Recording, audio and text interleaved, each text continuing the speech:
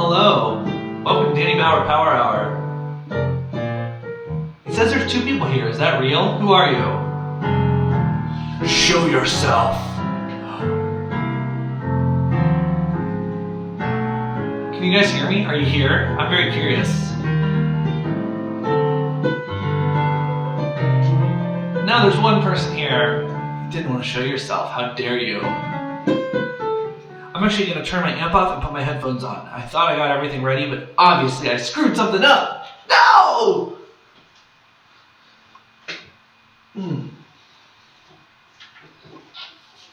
Hello. All right. Okay, good. I can hear myself. Welcome to Danny Bauer Power Hour. I'm feeling 6-7% better than I was feeling yesterday. I had a crummy birthday, but most of your feelings are just your feelings, and I could have had a better birthday. But I let outside situations make it not great. But I'm feeling way better today. We're going to talk about some stuff soon, but I'm going to play a song. As always, if you have a song request, please drop that in the comments. And if you just talk to me. I'm doing this live so I can talk with you guys so that we can go back and forth. So yeah, I'm going to play a song and then I'm going to talk about some stuff. I should have thought about what song I wanted to do before I started.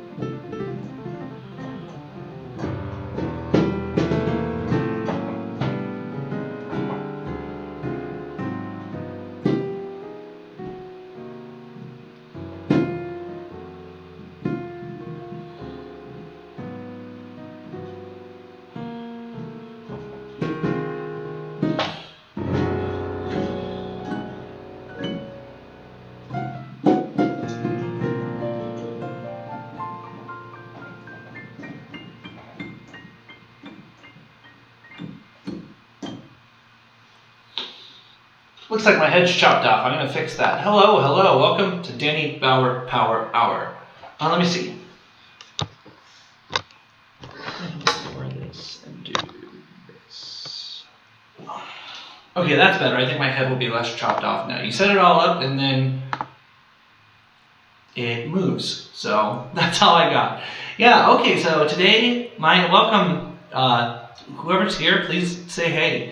But today's episode is called What Are You Channeling? And I think I'm just going to start off. So yesterday was my birthday. I was not happy yesterday. I don't know if the person here watched any of my stream yesterday, but I was pretty pissed off. So I still don't think what's going on is the right move. I think regardless of whatever's going on with the coronavirus, I think mandating everyone shut down is setting up a world for too much government power. And just the fact that people are complying so quickly to this thing is really makes me uncomfortable. And I could be wrong. I get that. I understand. But everybody's so positive that what they're doing is like the noble and just thing. And I'm not so sure. My gut is telling me otherwise. Which is interesting. Why do I say it's my gut? Why do I feel it from here? Something to think about then. This is like really an aside. I wasn't planning on talking about this, but this just came into my head. It's, they say you are what you eat, and then we also think with our gut. So maybe there's some more validity. Maybe there's some validity to making sure we put good stuff in our gut because it might really influence how we think and how we eat. I'm not perfect at that by any means, but it's something I've been thinking about a lot lately. So anyways, I just want to start off by saying last night when I went to bed, I intentionally left my phone not plugged in because I think I was hoping it would die, and instead of just turning it off, I was being real dramatic. Oh, everything's terrible. I just hope my phone dies. I was seriously thinking about throwing it in the lake yesterday. I was so mad. But I was actually even thinking about, in a more realistic sense, just like shutting off my phone for a couple days and trying to not use any internet or anything. And so when I woke up, my phone was dead. And I just kind of laid in bed for a little bit. I checked the microwave to see what time it was. That sounds like a hilarious sentence, but it's true. I looked at the microwave to see what time it was, and then I went back and I didn't turn my phone on. I just kind of sat in my room. I tried to just spend a lot of the morning without a bunch of stimulus. I think we're very overstimulated, especially right now, because there's this like thing looming over us, right? Everybody is like, I think, nonstop checking Facebook. We're like news junkies, all of us right now, and it's kind of pathetic. I think, is my head still kind of chopped off? What if we lose my fingers a little bit? The DIY equipment is not pulling through right now. I stink at this. Yeah, so I spent a bunch of the morning, I just read, I sat on the couch, I kind of intentionally did very little. I think I'm having an overload of, oh my gosh, I was just practicing this before I got on. What's the name of the chemical that regulates how happy you are? It's, wow. I was literally saying this to myself before I got on the stream so I didn't screw it up. But here we are, performance anxiety strikes again! Computer 1, Bauer 0. The chemical that regulates you, like, basically is like the happiness chemical. Okay, I'm gonna look this up.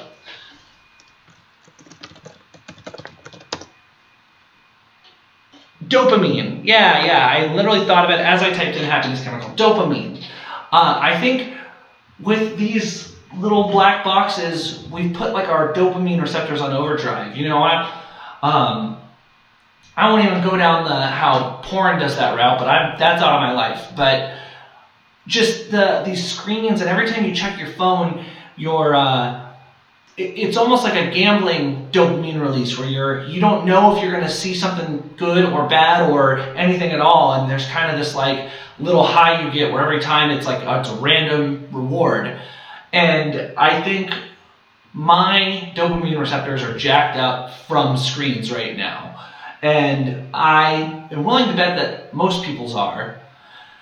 And so I just wanted to spend some time this morning without the internet at all. So I checked my computer just because I knew I they told me that my gig I was supposed to have this Saturday, they would tell us if it was on or off. So I checked my computer to check my email, and sure enough, it got canceled, which is fine. I'm over it. I don't care.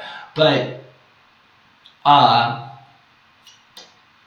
yeah, I just spent several hours not listening to anything, not watching anything, just reading, hanging out, doing some push-ups.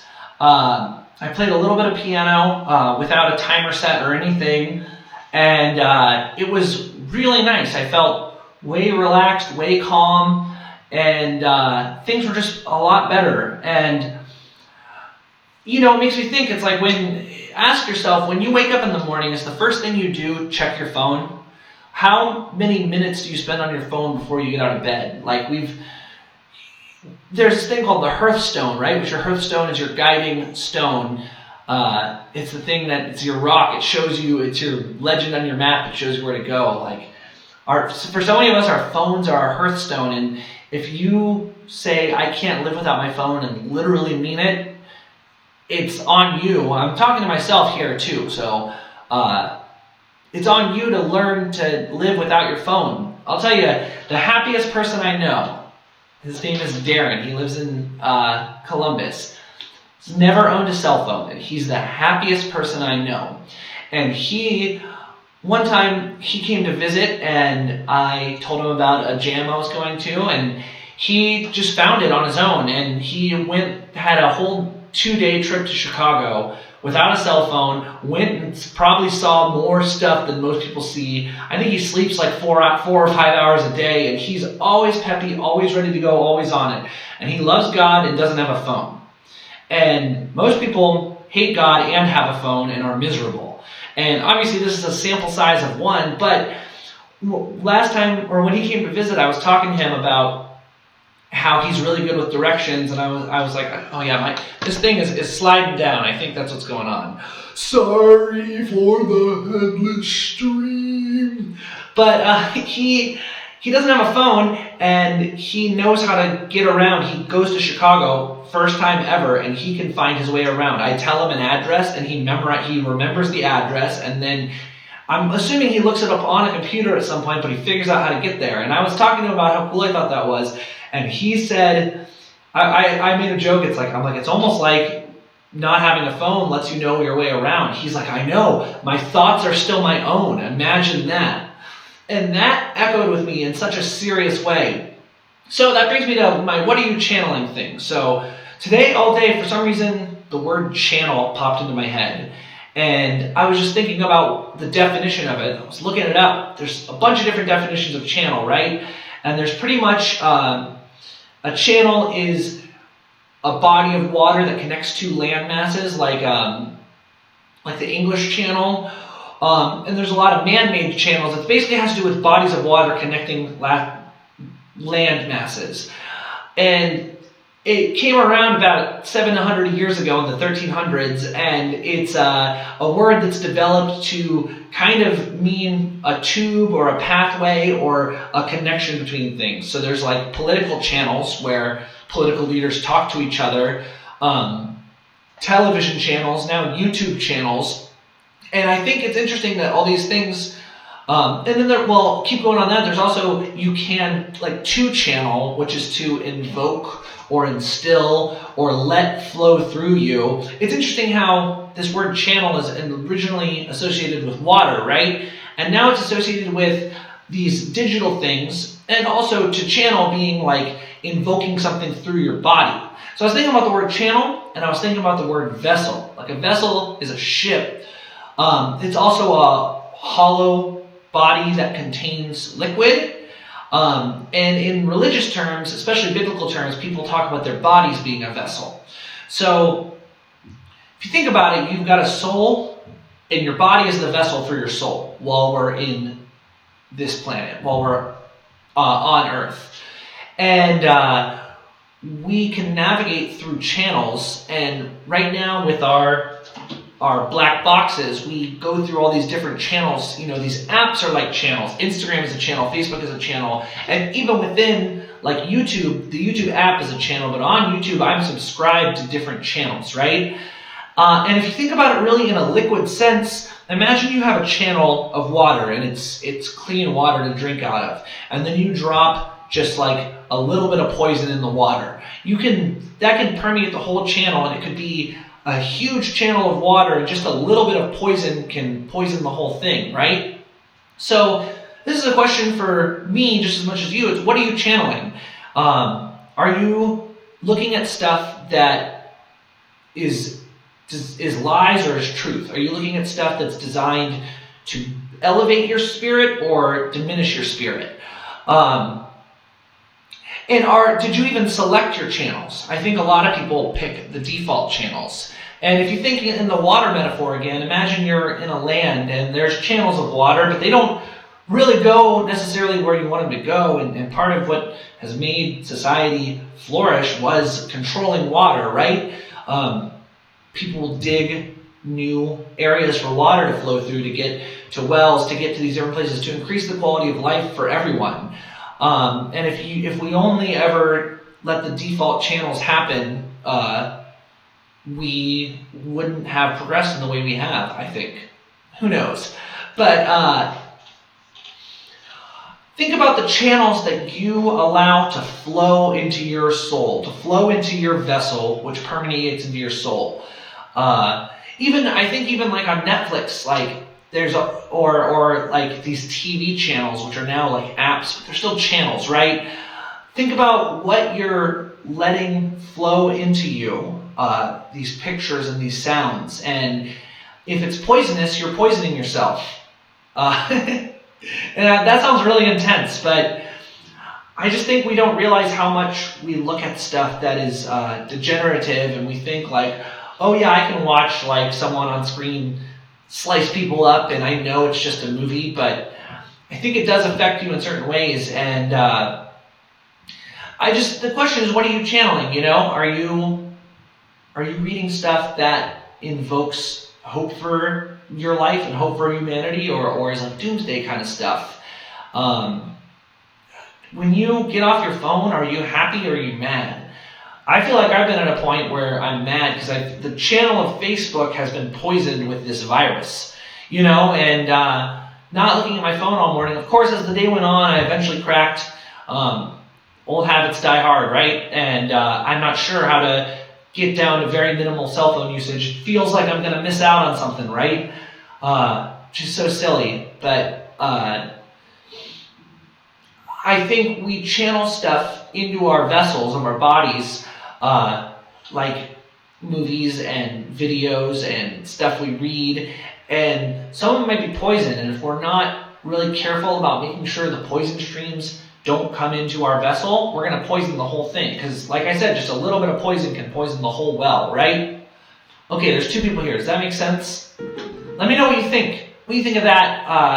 Obviously, I'm just trying to figure this out, but I'm just thinking about the word channel. I've been thinking about that a lot, how it's a water term, but it's been adopted to kind of the media we consume. We consume media on channels, and some of it could be poisonous, just like some water could be poison. So, yeah, that was the main thing I wanted to talk about. I don't know if this will last an hour today, but I wanted to say that, and for me, more than for anyone else, I guess, and then I'm going to play some songs. So here we go.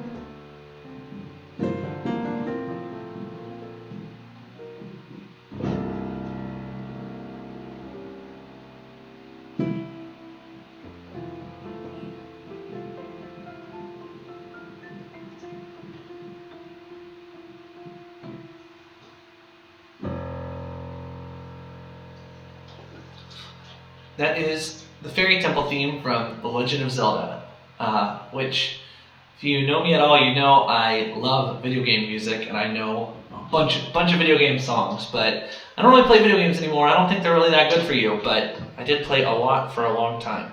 And, you know, it's funny, there's, like, video games might be bad. Actually, I'm pretty sure they're not good. I think they kind of empathize men, you know, like maybe little kids should play them. I don't know. I don't have kids, can't tell. But I think men playing video games is bad. And you probably shouldn't as an adult. And again, been guilty of that, but I have not played video games really in a long time. I just think they imitate a heroic feat, but you're just sitting and wiggling your fingers. And, it's hard to say because on one hand, like, I think from playing video games, I learned a level of discipline, but it was through a vessel that was fun always. On a video game, the colors and the lights and the music and everything is designed to, again, spike those dopamine levels, right? Excuse me. So even when you're doing something where you're kind of repeating a task, where you're practicing over and over again, there's this like amplified dopamine. And then when you sit in front of a piano or sit with a soccer ball, it's that same like jacking up of the dopamine isn't quite there. And the frustrating parts might be extra hard to get through. So, I don't know, because I can't say for sure, but I definitely think being an adult, you should not be playing video games. I think there's a lot of stuff adults are doing right now that are for kids. I watched this video by this guy, Church of Eternal Logos, and he has this video on neoteny, which is a really fascinating video. Basically, neoteny is like childlike behavior. He got that like. Neoteny is childlike behavior, and he was explaining how a lot of men today are very neotenous. I think women are too, but specifically men, I think, is the problem, because I think if the men grow up, the women will follow. I don't know. That doesn't make sense.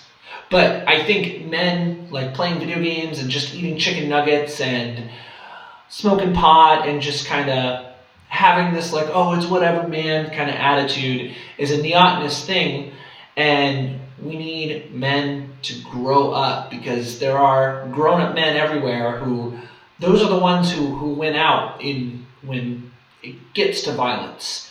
And I think we're kind of at the end of the last full-out conflict between humans that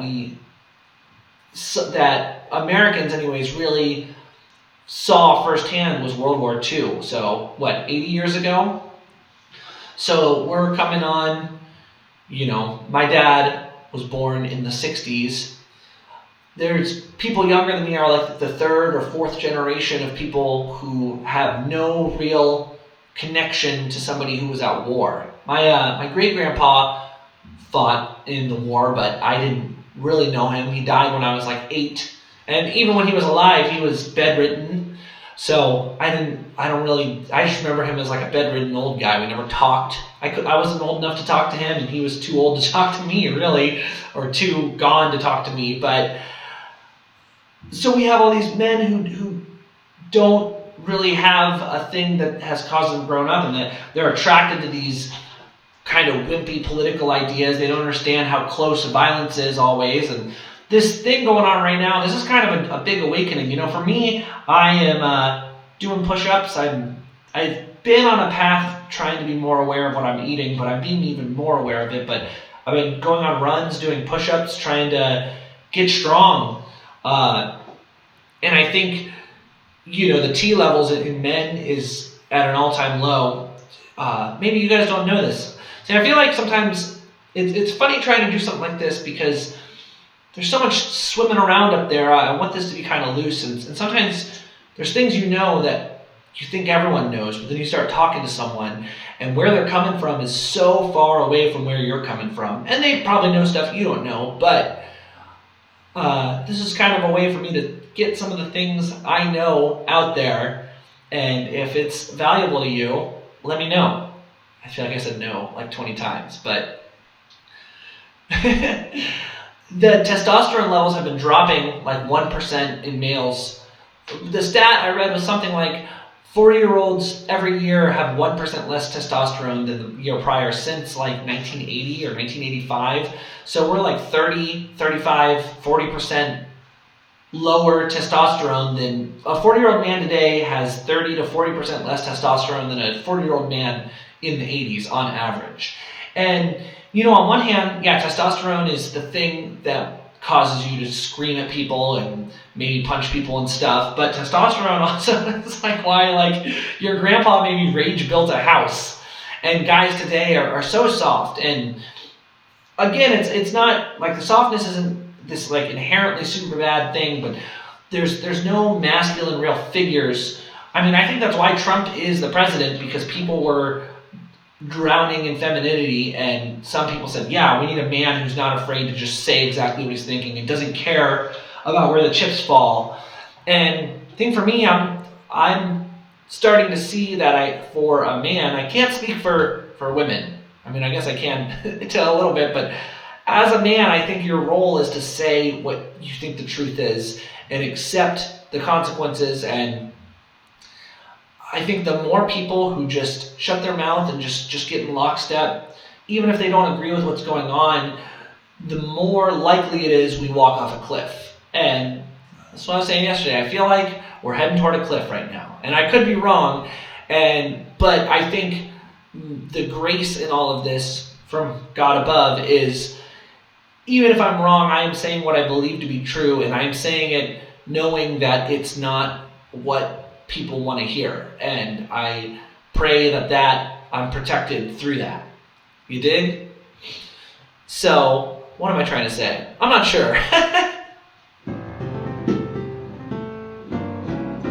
I'm gonna play another song.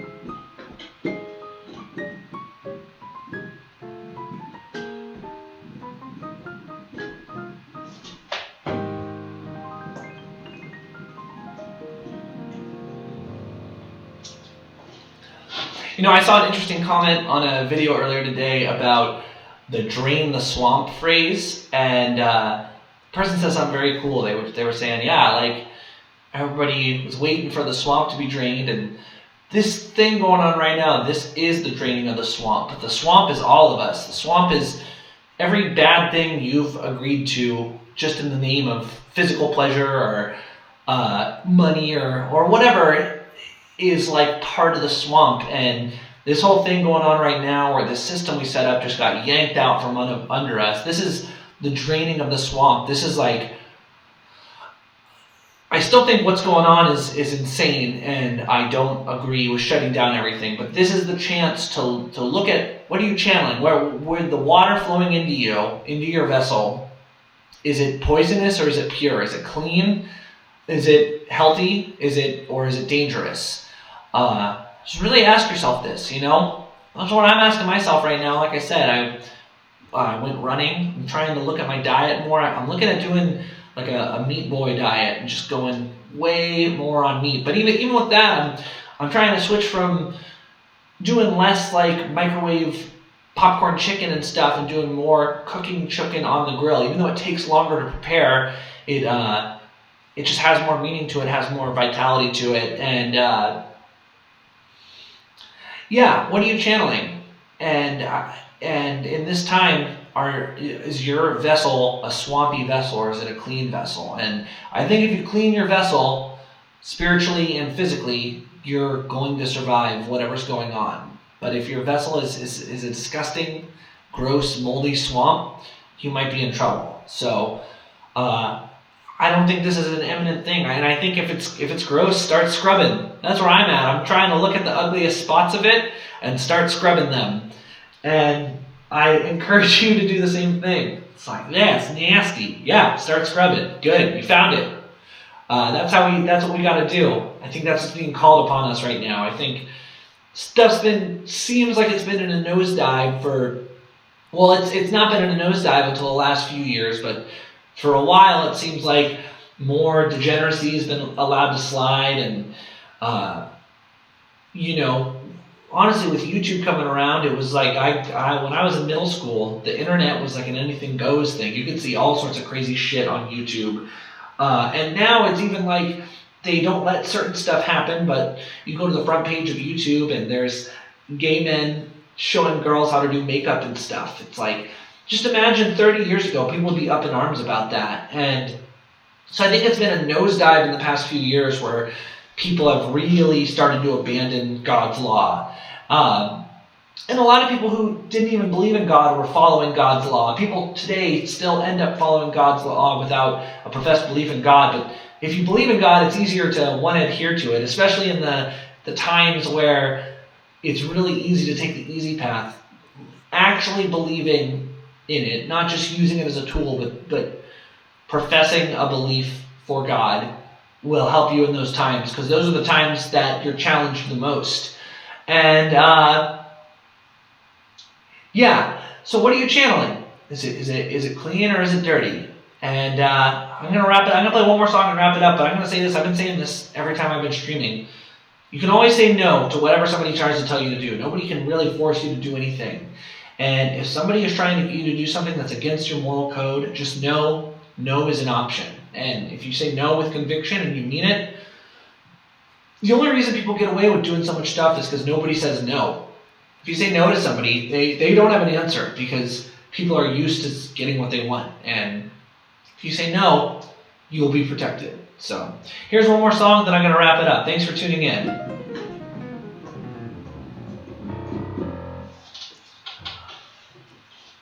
I wish I could be sillier while I'm doing this, but it's a work in progress.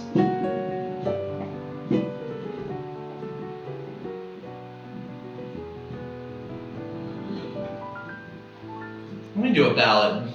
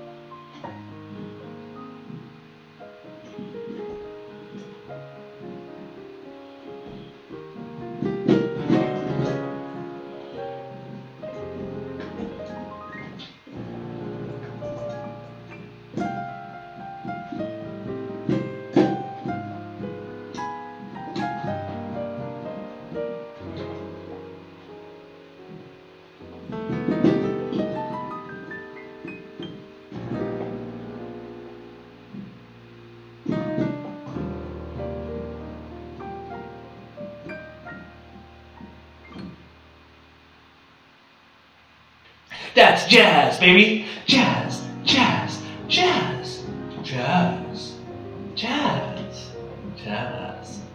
Yeah, this is my second one of these on YouTube. I was doing it on Facebook for a couple days and had like a couple people watching every day, but I knew, like I said yesterday, I knew there are definitely people on Facebook who don't want to see this and don't care. And I want to respect that in the sense that what I'm saying is definitely not for everyone, and I think if people want this, they can come and find it.